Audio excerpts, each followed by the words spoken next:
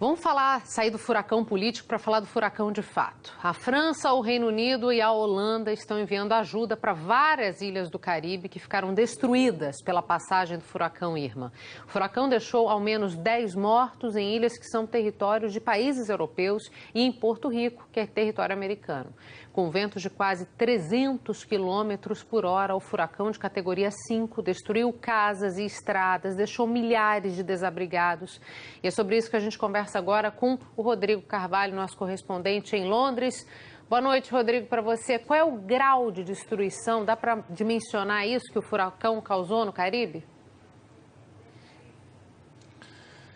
Cecília, o estrago é muito grande, pelo menos 10 mortos e milhares de desabrigados. O Serviço de Meteorologia da França, que está monitorando a situação, diz que esse é o furacão de categoria 5, a categoria mais alta da escala, mais duradouro da história. Em Porto Rico, 70% dos 3 milhões de habitantes estão sem luz.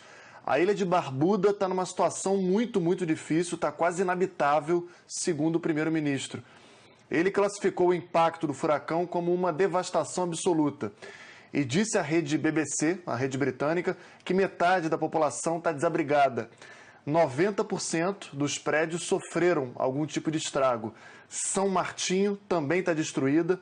A parte holandesa da ilha está inacessível por causa dos estragos no porto e no aeroporto. O aeroporto de lá é o terceiro maior do Caribe. Esse é o furacão mais forte nas águas do Atlântico em uma década, Cecília. E essas imagens que a gente está vendo aí mostram como a situação é grave nas ilhas do Caribe. Rodrigo, como é que os países europeus estão ajudando essas ilhas? Como você disse, Reino Unido, França e Holanda estão mandando ajuda para as ilhas que ficaram destruídas, estão enviando navios de guerra e aviões militares com comida, água e tropas que vão dar apoio às vítimas e ajudar na reconstrução das cidades, pelo menos no início desse trabalho, né? O ministro do Interior francês disse que está mandando comida suficiente para atender por 4 dias as populações das ilhas de São Barts e São Martinho. Um navio da Marinha Holandesa também está a caminho do Caribe. O Reino Unido mandou um navio com centenas de soldados para as Ilhas Virgens Britânicas. A primeira-ministra Theresa May, que foi muito criticada aqui pela demora, liberou o equivalente a mais ou menos 50 milhões de reais para ajudar as vítimas.